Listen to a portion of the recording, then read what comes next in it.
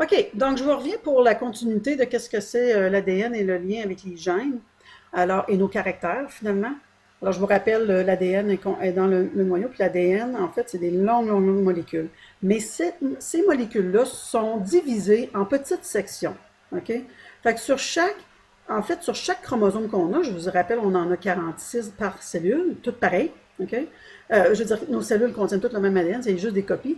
Alors, chaque chromosome peut contenir jusqu'à des centaines, voire des milliers de petites sections, OK, qu'on appelle des gènes. Fait que ces sections-là, ces gènes-là, il s'agit en fait de séquences spécifiques de paires de nucléotides. OK?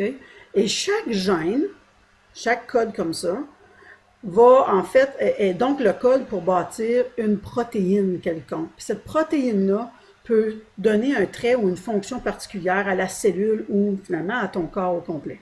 Par exemple, un exemple de gène, ça serait le gène pour la couleur de tes yeux. Bon, mais il existe différentes variétés de couleurs de yeux chez les humains, et dépendant de ce que tu reçois de tes parents, ça va donner ta couleur de yeux qui est brun, bleu, vert ou différentes versions de ces couleurs-là.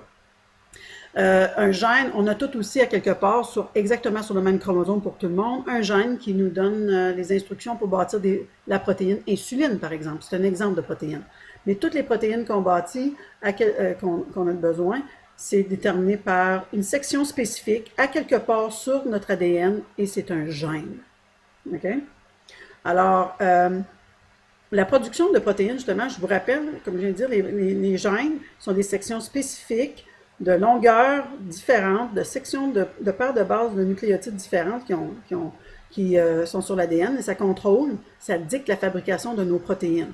Puis chaque protéine peut être une protéine structurelle, comme par exemple des protéines qui nous permettent de contracter nos muscles, des protéines qui permettent de fabriquer la peau, de la soutenir, qui permettent de garder les os solides, des choses comme ça. Alors, il y a des protéines structurelles qui permettent de maintenir nos cellules justement dans le cytosquelette ensemble. Ça, c'est des protéines structurelles. Ensuite, tu as des protéines qui peuvent être des messagers chimiques, comme les hormones, comme l'insuline. C'est une hormone, c'est une protéine qu'on produit, ça, dans le pancréas. Donc, il y a un code, il y a un gène pour faire cette protéine-là, puis comme toutes les autres protéines. Il y a bien des protéines qui sont des enzymes aussi. Okay? Alors, des enzymes, c'est des molécules importantes qui permettent aux réactions chimiques de se faire dans le corps. On va en parler un peu quand on va parler de la digestion. Alors, quel est le lien entre un gène sur de l'ADN? Okay? Les bases azotées ou les nucléotides, c'est la même chose. Bases azotées, c'est les ATCG. Les nucléotides, ben, c'est ce qui forment ensemble. Fait que nucléotides, bases azotées, c'est la même chose. Alors, il y a un lien à faire entre le gène, la séquence de bases azotées de ce gène-là spécifique, puis les acides aminés que ça va donner dans une protéine finale. Fait que ça, je me ramène à ce schéma-là que vous avez dans vos notes. Alors, imagine-toi ici qu'on a une séquence spécifique sur de l'ADN, on va l'appeler le gène A. Il ne serait jamais fait de 6 bases azotées, 6 nucléotides, il serait fait de milliers. OK? On donne juste un exemple. Puis imagine, gène A, il est fait de 6 bases azotées, puis on doit être capable de séparer ce nombre de bases azotées-là ça doit se diviser par 3. Parce que chaque séquence, une après l'autre, qui se suit de 3 bases azotées, OK? Tu vois, CTA, c'est un petit code.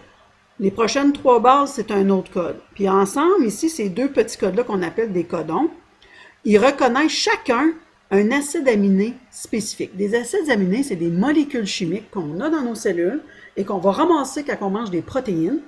Alors, quand on lie des acides aminés ensemble, puis ça forme une chaîne d'acides aminés, une longue, longue, longue séquence qui reflète l'information qui est sur le gène, on va avoir une séquence d'acides aminés. Cette séquence d'acides aminés-là va s'appeler une protéine éventuellement. Puis cette protéine-là, ça va être un trait, ça va être un messager chimique, ça va être une structure, ça va être une enzyme ou quelque chose de très utile dans les cellules qui nous donne une caractéristique ou une fonction spécifique dans le corps. Fait comme tu peux voir, un codon, c'est 3 bases azotées consécutives sur un brin d'ADN. Et ces codons-là appartiennent à un gène qui est lui-même une certaine séquence spécifique de bases azotées ou de nucléotides sur l'ADN.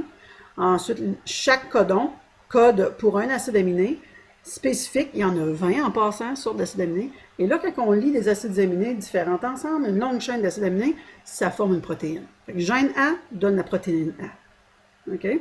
Protéine A, c'est quoi? Un trait, une fonction, une structure importante pour une cellule, pour un tissu, pour un organe, donc pour un organisme au complet.